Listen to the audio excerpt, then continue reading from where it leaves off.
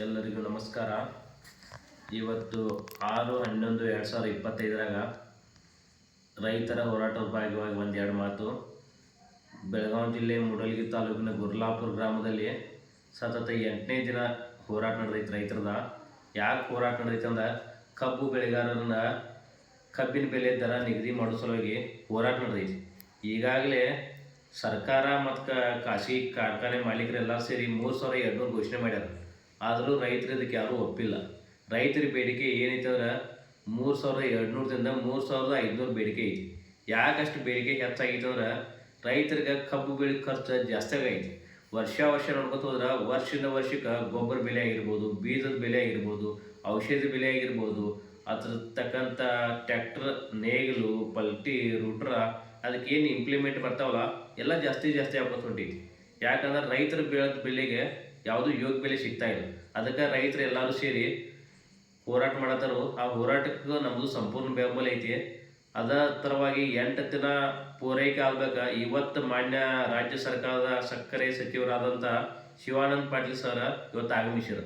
ಯಾಕಂದ್ರೆ ರೈತರು ಭಾಳ ಹೋಪಿತ್ತು, ಇವತ್ತು ಏನಾರೇ ಆದರೆ ಏನಾರ ಒಂದು ಫೈನಲ್ ಆಗಿ ಸಕ್ಕರೆ ಕಾರ್ಖಾನೆಗಳು ಲೌಟ್ ಪ್ರಾರಂಭ ಆದವು, ನಾವು ಕಬ್ಬು ಕಳಿಸ್ತೀವಿ ಅಂತಂದು ರೈತರಲ್ಲಿ ಭಾಳ ಆಸಕ್ತಿ ಇತ್ತು ಇವತ್ತು.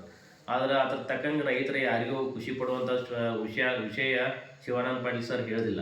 ಯಾಕಂದ್ರೆ ನಮ್ಮ ರಾಜ್ಯ ರೈತ ಸಂಘದ ರಾಜ್ಯಾಧ್ಯಕ್ಷರಾದಂಥ ಚುನಾಪಣ್ಣ ಪೂಜಾರಿ ಅವರ ಎಲ್ಲ ರೈತ ಸಮಸ್ಯೆ ಏನೇನೈತಲ್ಲ ಎಲ್ಲ ತಿಳಿಸಿ ಶಿವಾನಂದ ಪಾಟೀಲ್ ಸರ್ಗೆ ಎಲ್ಲ ಹೇಳ್ಯಾರ. ಅವ್ರ ಜೊತೆಗೆ ನಮ್ಮ ರಾಜ್ಯ ಗೌರವ ರಾಜ್ಯಾಧ್ಯಕ್ಷರಾದಂಥ ಶಶಿಕಾಂತ್ ಗುರೂಜಿ ಅವರ ಎಲ್ಲ ತಿಳಿಸಿ ಹೇಳಿದ್ರು. ಅವ್ರು ಮನವರಿಕೆ ಮಾಡ್ರು. ಎಲ್ಲ ಇಲ್ಲೇ ಗುರ್ಲಾಪುರ ಕ್ರಾಸದಲ್ಲಿ ಅವ್ರಿಗೆ ಮನವರಿಕೆ ಮಾಡೋ ಪ್ರಯತ್ನ ಎಲ್ಲರೂ ಮಾಡ್ರು. ಆದರೆ ಶಿವಾನಂದ ಪಾಟೀಲ್ ಸರ್ ಅವರ ಯಾವುದೋ ಒಂದು ನಿರ್ಧಾರ ಕೈಗೊಳ್ಳೋಕ್ಕಾಗಲಿಲ್ಲ. ಯಾಕಂದ್ರೆ ಅವ್ರ ಕಡೆ ಯಾವುದೋ ಒಂದು ಖಾತೆ ನಿಭಾಯಿಸುವ ಶಕ್ತಿ ಭೀ ಅವ್ರಲ್ಲಿ ಇಲ್ಲಾಗಿದೆ. ಯಾಕಂದ್ರೆ ಎಲ್ಲ ಮಾನ್ಯ ಮುಖ್ಯಮಂತ್ರಿಗಳ ಅವ್ರು ಹೆಂಗೆ ಹೇಳ್ತಾರೋ ಅದರ ಪ್ರಕಾರವಾಗಿ ನಡೆದಾರು.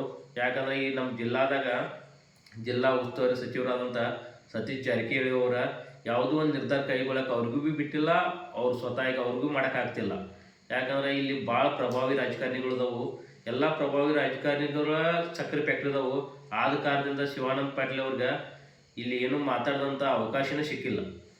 ಸರ್ಕಾರದ ನೇಮಕ ವಾಸ್ತವ ಸಲುವಾಗಿ ಬಂದ ರೈತರ ಪರವಾಗಿ ರೈತರ ಜೋಡಿ ಮಾತಾಡಿ ಒಟ್ಟು ರೈತರ ಪರವಾಗಿ ಏನಿತ್ತು ಅಂತ ಕೇಳ್ಕೊಂಡ ನಾಳೆ ಆಗಲಿ ಅಥವಾ ನಾಡಿದ್ದು 2 ದಿನ ಟೈಮ್ ಬೇಡಿಯದರು.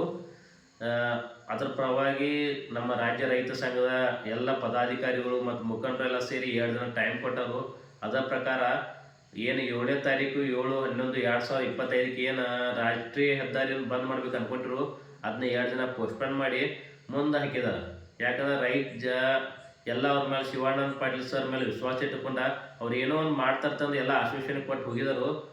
ಅದು ಆಶ್ವಾಸನೆ ನಂಬ್ಕೊಂಡ ರೈತರು ಏನು ಮಾಡ್ಕೊಂಡ್ರು, ಒಂದು 2 ದಿನ ಹೋಗಲಿ, ಈಗ 8 ದಿನ ಕೂತಿದೀವಲ್ಲ, 8 ದಿನ ಕೂತ ಜಾಗ ಒಂದು 10 ದಿನ ಹೋಗ್ಲಿ ಅಂದ್ಕೊಂಡ ಏನು ಮಾಡ್ಯಾರ ಅಂದ್ರೆ ಒಂದು 2 ದಿನ ಹೋಗಲಿ, ಅವ್ರ ವಿಷಯ ಬಂದು ಮುಟ್ಟಿಸಿದ ಬಳಿಕ ಅದು ರೈತರಿಗೆ ಒಪ್ಪಿಗೆ ಆಗುವಂಗೆ ವಿಷಯ ಇತ್ತಂದ್ರೆ ಮಾತ್ರ ರೈತರು ಒಪ್ಕೋತಾರೆ. ಇಲ್ಲಾಂದ್ರೆ ರೈತ ಯಾರೂ ಒಪ್ಕೊಳ್ಳೋಕೆ ತಯಾರಿಲ್ಲ.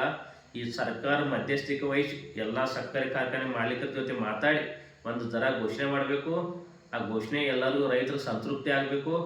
ಸಂತೃಪ್ತಿ ಆಗ್ಬೇಕಂತ ಈ ಹೋರಾಟ ಹಿಂದೆ ತಗೋತಾರೆ ಅಂದರು. ಈ ಹೋರಾಟ ಅನಗತನ ನಿರಂತರವಾಗಿರ್ತೈತಿ ಮತ್ತು ಈ ಹೋರಾಟ ಯಾವಾಗ ಹಿಂದೆ ತಗೋಂಗಿಲ್ಲ.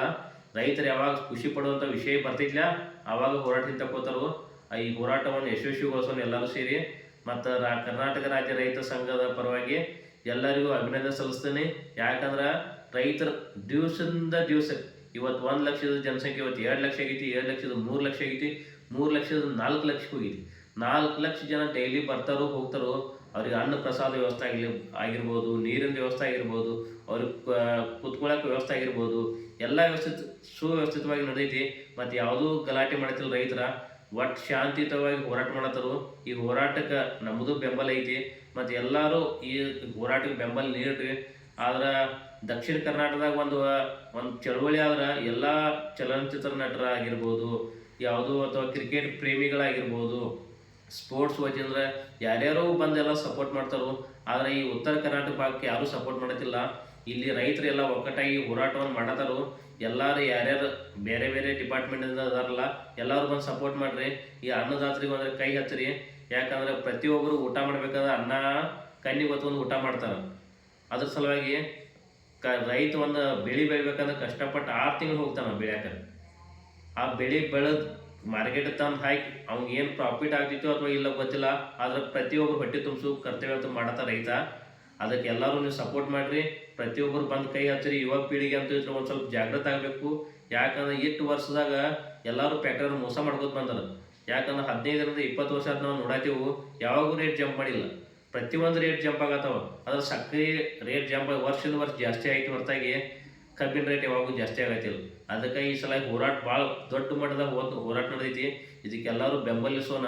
ಎಲ್ಲರೂ ಇದಕ್ಕೆ ಎಲ್ಲರೂ ನಿಂತು, ಎಲ್ಲ ವರ್ಗದವ್ರು ನಿಂತು, ಯಾವ್ಯಾವ ಸಂಘಟನೆಗಳದಾವಲ್ಲ, ದಲಿತ ಪರ ಸಂಘಟನೆ ಇರ್ಬೋದು, ಕನ್ನಡ ಪರ ಸಂಘಟನೆಗಳು ಇರ್ಬೋದು, ನೌಕರರ ಯಾವುದೋ ಒಂದು ಯೂನಿಟಿ ಇರ್ಬೋದು, ನ್ಯಾಯವಾದಿಗಳ ಸಂಘ ಇರ್ಬೋದು, ಒಂದು ನಮ್ಮ ವಿದ್ಯಾರ್ಥಿಗಳ ಪರವಾಗಿ ABP ಇರ್ಬೋದು, ಎಲ್ಲರೂ ಬಂದು ಕೈ ಹಚ್ಚಿರಿ. ಈ ಹೋರಾಟವನ್ನು ಯಶಸ್ವಿಗೊಳಿಸಿ ರೈತರಿಗೊಂದು ಬೆಂಬಲ ಬೆಲೆ ಸಿಗುವಂಗೆ ಮಾಡ್ಕೊಂಡ ಈ ರೈತರ ದೇಶದ ಅಸ್ತಿತ್ವ ಅಂತ ಹೇಳಿ ನಾ ಒಂದೆರಡು ನಾನು ಮಾತು ಮುಗಿಸೋನು. ಧನ್ಯವಾದಗಳು.